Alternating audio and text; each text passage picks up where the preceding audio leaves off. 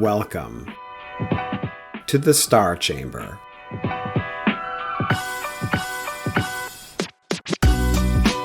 I'm Ryan Swayze, a retired Air Force Lieutenant Colonel and the founder and president of the Walk the Talk Foundation, a nonprofit that advocates for and advises currently serving and former military service members going through the arduous journey of administrative processes and investigations in our government. And I am Francesca Graham, a retired Army Lieutenant Colonel and the Chief Operating Officer and Chief Advisor for the Walk the Talk Foundation. For all our returning guests, welcome back. And for our new listeners, thank you for tuning in. Before we begin this week's topic, please do not forget to hit that subscribe button, check out our Walk the Talk Foundation website, and hit that donate button if you think we're doing a good job. Also, check out our newsletter, the DoD Times Redacted, on all the socials, including LinkedIn, X, Instagram, and Facebook. Links in the description. All right, Star Chamber listeners, let's get started.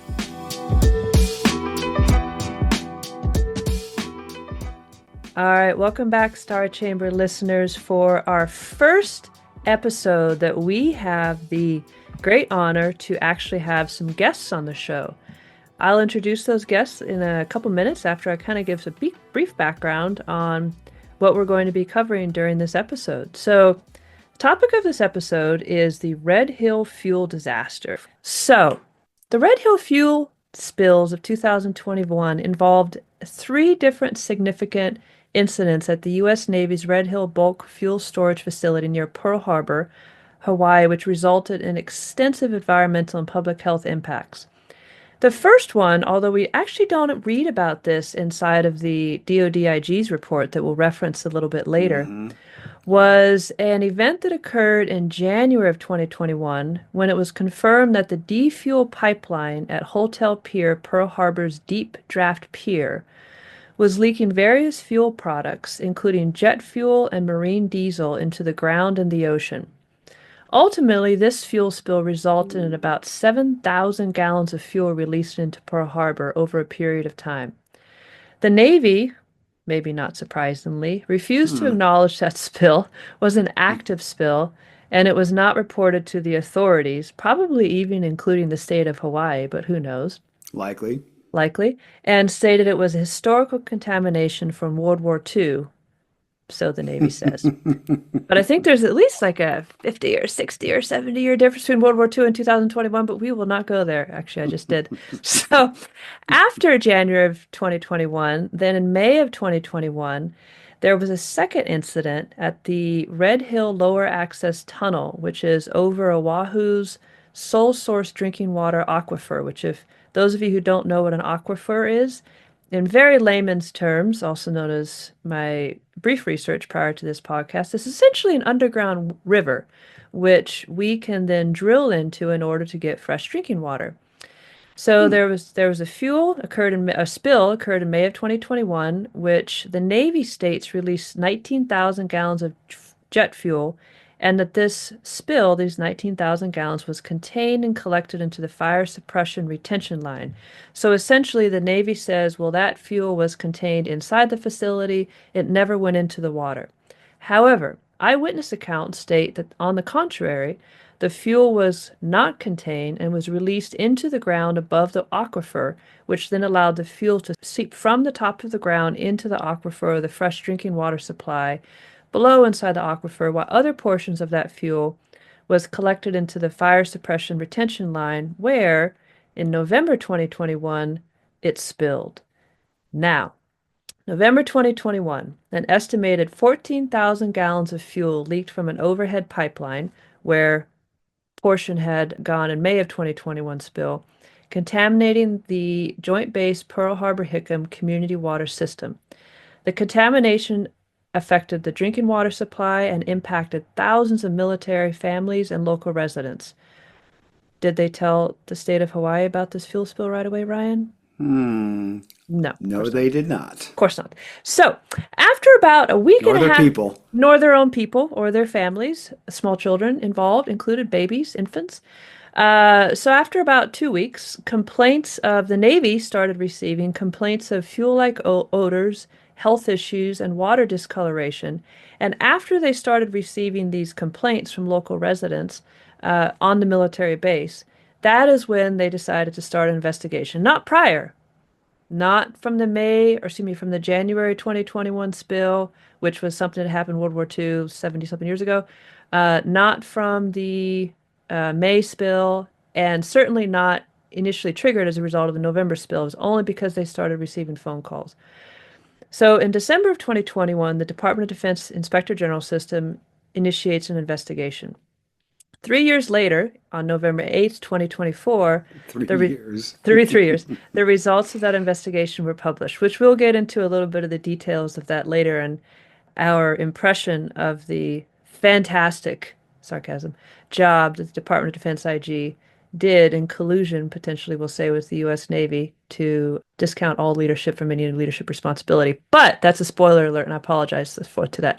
So the Red Hill fuel disaster spills of 2021, all three of them, they did have a significant impact on the local population in Hawaii, as well as, of course, military members and their families. There were approximately 93,000 individuals that were impacted by the contamination of the water system.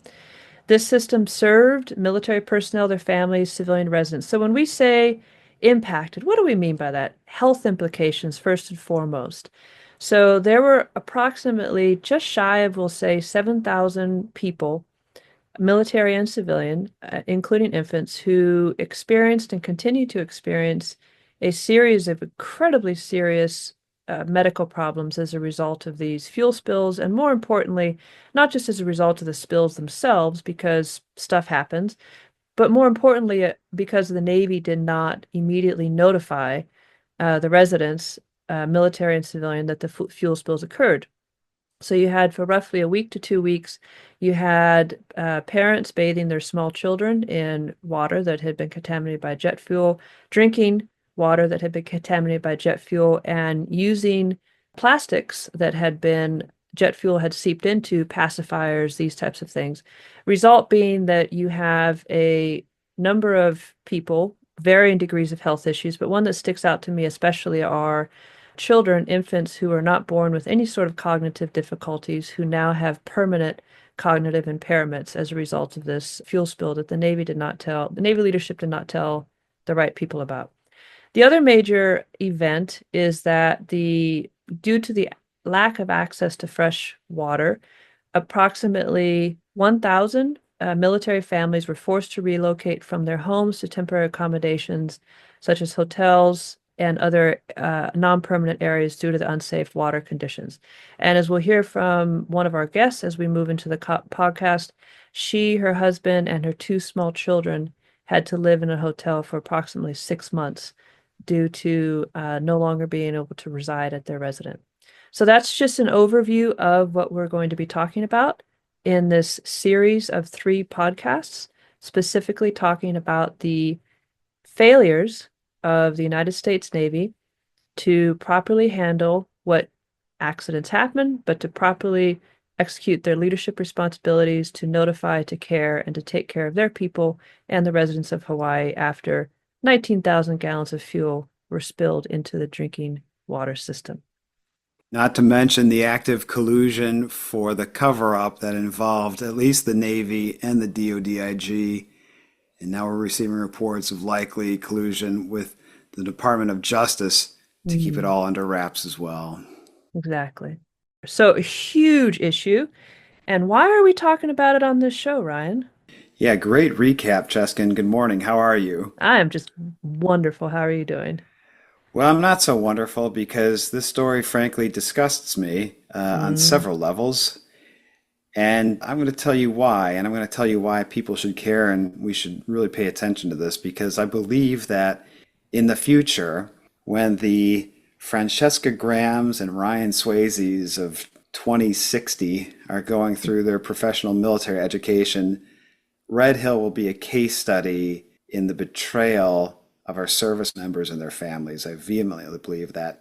I look at military history, and especially American military history, at kind of a macro level. We have the greatest generation. They fought in 2 wars, really, World War II, and then towards the tail end of that generation, the Korean War. Then we fought the Cold War. We had the what many would say the embarrassment of the defeat in Vietnam. We had a nation turn on its own service members, not only through medical issues, but also just the sense of you all are baby killers and you Mm-hmm. fought in an unjust war. Mm-hmm. Then you have the Reagan period where we had a recoupment of the military to include the trust that the nation had in its military, followed by Desert Storm, followed by our longest wars, the wars on terror. And I wonder how historians will look at this period of time, the post-global war on terror period, when they see things like service members who have spent years trying to get disability pay for things like burn pits, Mm-hmm. which had been things for 30 years plus, We were kept denying. and kept denying. We look at Camp Lejeune and the PACT Act of 2022, how that took 3+ decades for our country to admit fault. Mm-hmm. I surmise we will look at this period, historians will look at this period as a period of betrayal, especially when you look at the sacrifices that service members have made over the last 2 decades in our longest wars, some would argue fruitless wars, Many would argue, many would argue, including myself myself as well, and the Iraqis and the Afghanis probably too. also, only to return to a country that parades around saying support our troops and people are our most valuable asset. But then to watch something like Red Hill play out, where as soon as someone raises the red flag, as soon as there's something which the government was clearly at fault for, how that same Department of Defense, with complicit actors such as the Department of Justice, circle the wagons to discount and defame anybody who brings the truth to them, and or circles the wagons so as to not admit culpability and ensure people who are due restitution don't get it. I think this event will be, poorly selected term here, a shining example of this period of betrayal. And that's why I'm so, the word is incorrect, enthusiastic, but I'm so enthusiastic to get this story out because I just think it's so important, not only for service members, but for the American public, and especially those who would consider serving in the future to know. And I think that's important what you just now said. We're excited to get this story out because I would not be surprised if many of our listeners have never even heard of the Red Hill fuel disaster because the Department of Defense and the US government have been so fantastically good at keeping this thing under wraps. There's been very, very limited national press coverage. It's mostly been limited to local Hawaiian news. There was one exception, that was a 60 Minutes piece done in the fall of 2024, which hit on some of the issues, hit on some of the cover-up, but not nearly as in depth as what you and I know to likely have had happen. And what our listeners will know very soon. So, without further ado, I'd like to introduce our two guests. And before I do that, I just want to read a quick disclaimer for our guests. So, both of our guests are actually still active duty serving military. One is in the Navy and one is in the Army. And so I just want to be clear, disclaimer alert, the opinions and views expressed by guests on this podcast are solely their own and do not represent the official policies, positions, or endorsements of the United States Army, United States Navy, the Department of Defense, or any other government entity. This discussion is intended for informational purposes only and should not be construed as reflecting the official stance of any military or governmental organization. So, with that done, suck it, Suck it, Poindexters. Poindexters. Suck it, Poindexters. Yeah. With that done, I'd like to quickly introduce our two guests. Our first guest is Lieutenant Commander Shannon Bentz. She is, as I said, an active duty Navy officer. She's been in the Navy for just shy of 20 years, and she was serving on the Red Hill bulk fuel facility as the senior engineer slash supply officers at the facility. So she had firsthand knowledge of the issues that abounded at the facility even prior than to her arriving. And she also was the person who first raised the red flag about the issues at the facility. And we'll hear her story, the issues, and what she's experienced since she reported this. Our second guest is Major Mandy Feint. She is an active duty Army officer. Her specialty is administration, and she and her family were living on Joint Base Pearl Harbor Hickam. And they were stationed there. They were serving with the Special Operations Command that is stationed there. And we're going to speak with her and really hear from her the impact of the spill itself and then the subsequent Navy's cover-up of the spill and the Department of Defense's continued dismissal of the issues that we truly know exist. Yeah, and before that, I'm going to get on my soapbox, something I rarely do on this podcast, but this is a special episode in many respects. First and foremost, if you know anything about Francesca's story and my story, it's similar in nature. So we can say to both of you, in my opinion, you're both heroes.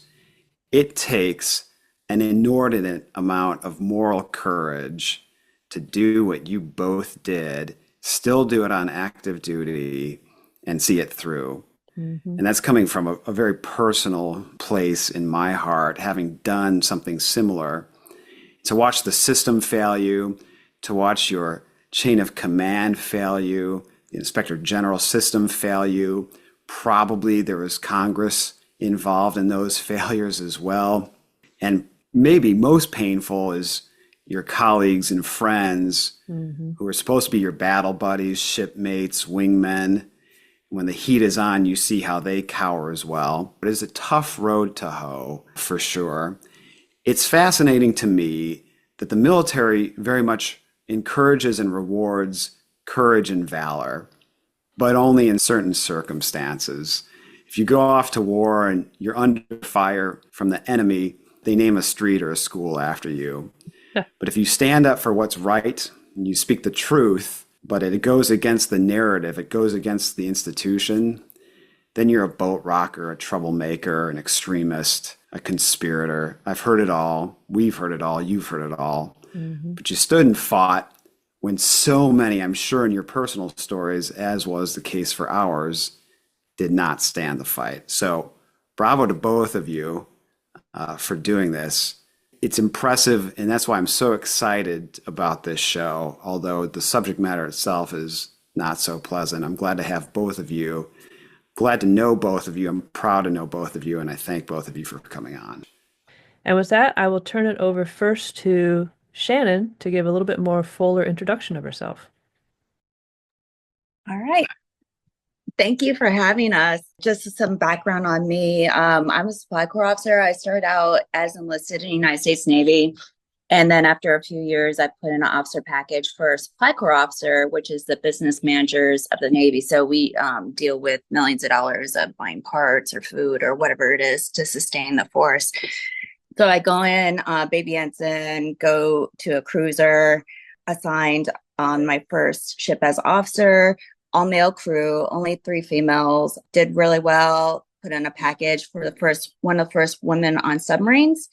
And then again, went to an all male crew to then integrate that crew. And these are all nominated billets. So I had an interview with a 4-star admiral at the time, Admiral Richardson, who then became the CNO and at the time. And then after I had a successful tour on USS Florida, SSGN, guided missile submarine, I went to Millington, Tennessee, did more detailing, helped other officers get detailed to other jobs throughout the United States Navy. So I learned a lot there.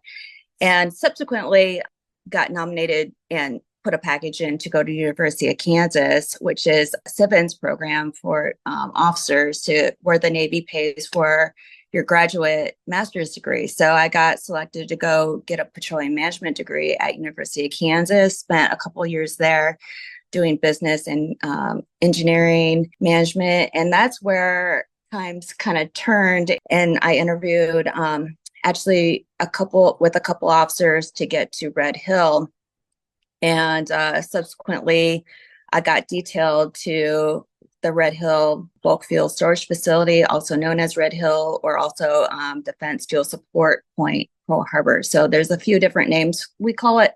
However, is referred to as Red Hill, and it's stored up to 250 million gallons of fuel. And that's how I end up at Red Hill. I was assigned as the fuel director overall in charge of the facility. And again, you can see the theme. I was assigned as one of only a couple females at the facility. Most of the workers there were male, and I had 105 employees under me. All right, Shannon, I really appreciate that introduction. And now I'll turn the mic over to our second guest, Major Mandy Feit. Mandy, over to you. All righty. Thank you also for having Shannon and I on. I'm Mandy Feit, starting off by saying that I do not have a fuels background at all. In fact, I am a human resources officer in the military. I'm a joint qualified adjutant general officer, which is senior human resources officer in the Army. I've been affiliated with the Army for about 23 years. I did a short stint in the Virginia Army National Guard when I was in college, and I've been serving on active duty as an officer for almost 19 years now. I've served in multiple leadership positions throughout my career. I was a launcher platoon leader when I first came in the Army as an air defense artillery officer. And then when I became a captain, I sort of transitioned over to the Adjutant General Corps, where I've served in every echelon of command from battalion to division as the senior human resources officer. And also in joint command. So I'm a joint qualified officer. I've served for Special Operations Command and recently with NORTHCOM. I was deployed with and served as a former company commander in the 82nd Airborne Division. I was a recruiter and an ROTC instructor at a college here in Virginia, George Mason University, in a nominative position. Also, in addition to my primary duties in the military, I'm a nationally certified master resiliency trainer and a sexual assault victim advocate, where I've served as a victim advocate in the military for several years now. I have several overseas tours, obviously Korea and Hawaii, and then in Afghanistan in support of Operation Enduring Freedom. And most recently, I am one of 93,000 people impacted by the Red Hill water crisis. When I was stationed in Hawaii, serving in a nominative position as the Deputy J1 for Special Operations Command Pacific. I was living in Hawaii with my family. My husband is a civilian. He's not at all military related. He's an amazing military spouse in the golf industry, serving as a PGA golf professional. We brought over two young but super healthy kiddos, Palmer and Trip. They were 3 months old and about 2.5 when we moved to Hawaii, and 1 and 3 when they started being exposed to the jet fuel. So that's how I came to be in Hawaii. That's a little bit about me. All right. Well, thank you, Ryan, Shannon, and Mandy. Now we're going to get into the meat of the interview, where we are in time. So May 2021, there was approximately 19,000 gallons of jet fuel that went missing, and no investigation was started. I think I forgot to say that earlier, but that should kind of cause people's ears to prick up a little bit. 19,000 gallons of jet fuel went missing. No investigation was started. Nothing else was done. Now, in November 2021, a spill occurs. That spill is part of that 19,000 gallons that went missing. It's approximately 14,000 gallons of jet fuel leaked from an overhead pipeline, contaminating the Joint Base Pearl Harbor Hickam Community Water System. Now, Shannon, I'd like to hear from you first. As one of the senior officers that was stationed there at the Red Hill Bulk Fuel Facility, describe to us your thoughts when you first arrived on station and then moving forward through to this May 2021 to November 2021 period. Yeah, so I got there to Red Hill in May of 2020 during COVID. So traveling to Hawaii or anywhere was extremely difficult. And then once I stepped into the facility, I turned over with the prior commander in charge. Everything was glorious. Everything was above standards, meeting the state and federal laws. And the facility is huge. It runs over to Halava Valley, which is a few miles north of Pearl Harbor, down to Pearl Harbor, over to Hickam Airfield. So it's expansive. It's almost I explain it to, you think of a Navy captain at '06 being in charge of a naval ship, a vessel in charge of hundreds of people. This facility was massive. It was like 10, 20 times as large. And then I was at '04 in charge. And so walking in the facility after the turnover, I started to see things were just not quite right. And starting with that Red Hill fire suppression system, which is supposed to protect us against fuel fires. You know, a triple F is the only thing that can smother a fire, not water. Water splatters the fuel.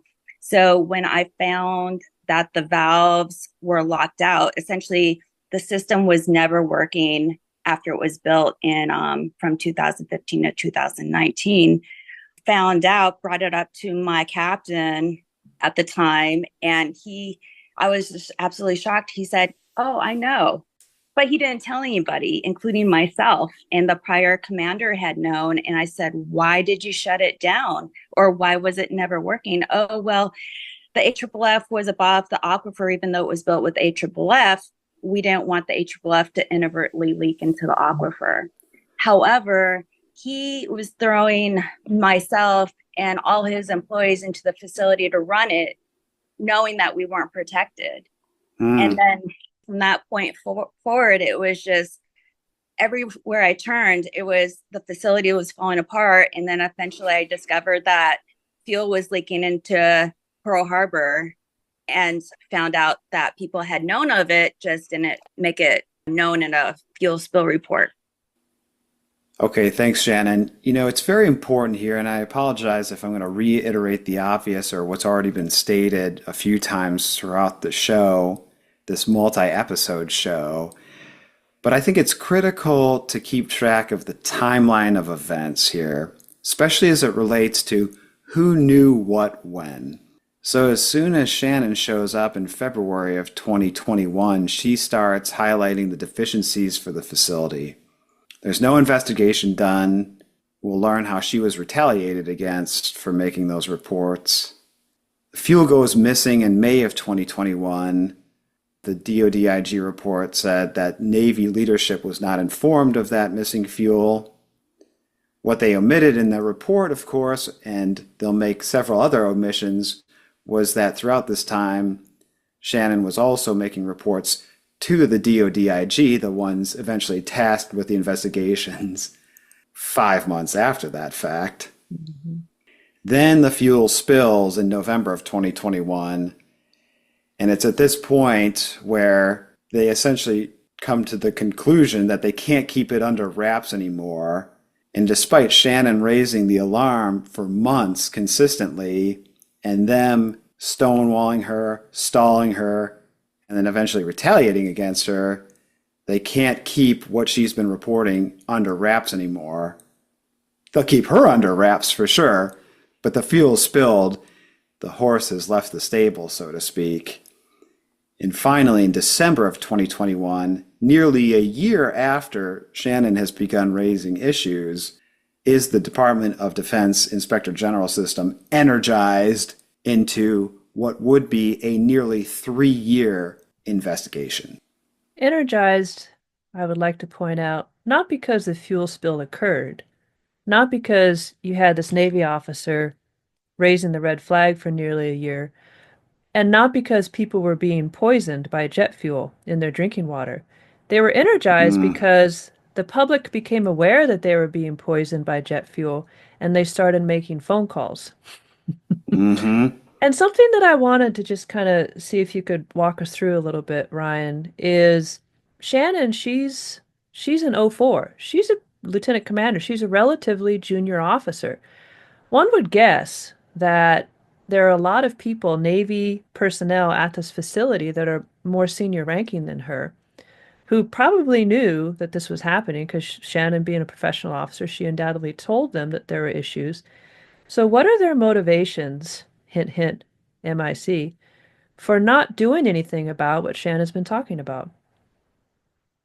So one of the things we always look at in any of our cases and in the DoD at large, especially when it pertains to this issue of the administrative systems of justice, quote unquote, air quotes, you can't see it, but it's air quotes, our motivations, right? Because the question always comes up, well, why would a military do this to its own people? What's the motivation there? And so the question goes to you, Shannon, on the micro level at Red Hill. What were the environmentals there? What motivated people to suppress the truth, motivated them to keep this under wraps? So after I started reading, again, Red Hill is so well documented. I know the military has a narrative of the opposite, like there's not enough information to understand Red Hill. I saw the opposite. So once you start peeling the onion back, this has been going on for decades. It was not ran well. It was mismanaged by officers that were not fuels trained, that didn't understand how the fuel operation worked, where pipelines led, how to not prevent them from leaking, keep them, have integrity in the system. And so it comes down to my captain and the people at the facility at the time didn't want to be the one holding the buck. They don't want to be stuck with that problem. And so it's kind of something we talk about during our some of our previous episodes. So you had this long time normalization of deviance. Nice. And like you said, your captain, the previous captain, all the other captains did not want to be, like you said, be left holding the buck, because then all of a sudden, surprise, surprise, we never knew this happened. There's got to be also, okay, let's play the role of captain here who's just arrived.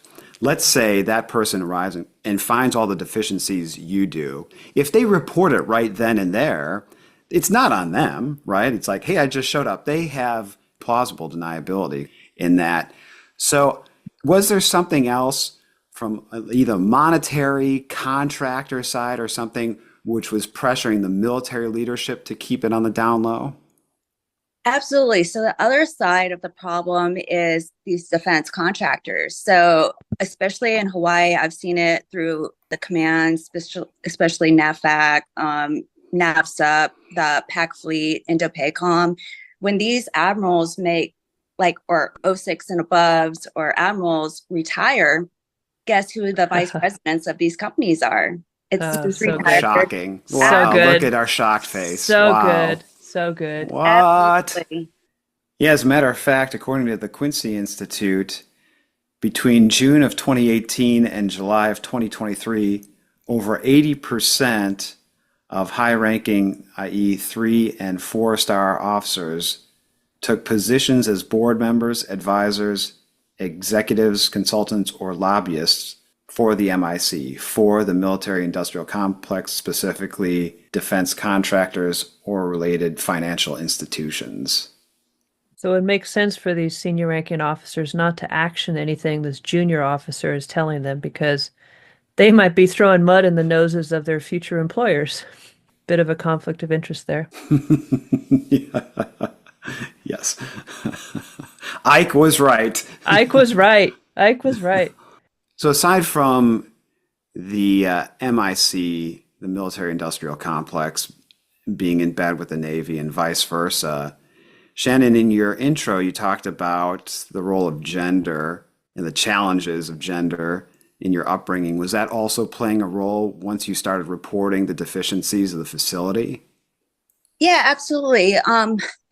The crazy thing is that, when I was one of the only females on the ships or the submarine, I got the opposite reaction to the crew. They were super welcoming and treated me very well, like I was smart, or actually willing to teach me. But when I got to the facility, it was a complete different climate where I was one of the, again, only women there out of all these males. I was new. I didn't know anything because I hadn't been there a long time. Everything that I said was questioned in front of leadership or at meetings from subordinates that worked for me. So it was really eye-opening to the culture that was overwhelming that place. I imagine the culture is a lot of ingrained contractors, a lot of people who had been there a long time, a lot of people who did not have plausible deniability, should and if the deficiencies be reported, and then it be made known that those deficiencies had existed under their watch for years, if not decades. True? Yeah, absolutely. And the crazy thing is about them, their backgrounds, especially my fuel director deputy, who claimed he had 40 years of fuels experience. He had experience as a Navy enlisted aviation boatswain's mate refueling aircraft. He didn't run fuel facilities, nor did he have, or anybody at the facility have formal petroleum management training or engineering or fluid dynamics or corrosion, anything like that to actually do the job. So they were just flying by the seat of their pants. Okay, and speaking of incompetence, enter the Department of Defense's Inspector General system, who not only was receiving reports consistently throughout this period of the deficiencies in the facility well before the accident, but then entered into a 3-year cop-out / cover-up investigation, the results of which, well, in order to find out more, you'll have to tune in for the next episodes. But in the meantime, have a great week, everybody. Bye. Bye. Well, that's it for this week's topic. We really appreciate you tuning in. Don't forget to hit that subscribe button if you haven't already, and check out our foundation website at walkthetalkfoundation.org. And feel free to reach out and give us feedback. You can get a hold of us via Facebook, X, Instagram, LinkedIn, and our foundation's website. Details in the description section. Thanks for tuning in, and see you next episode.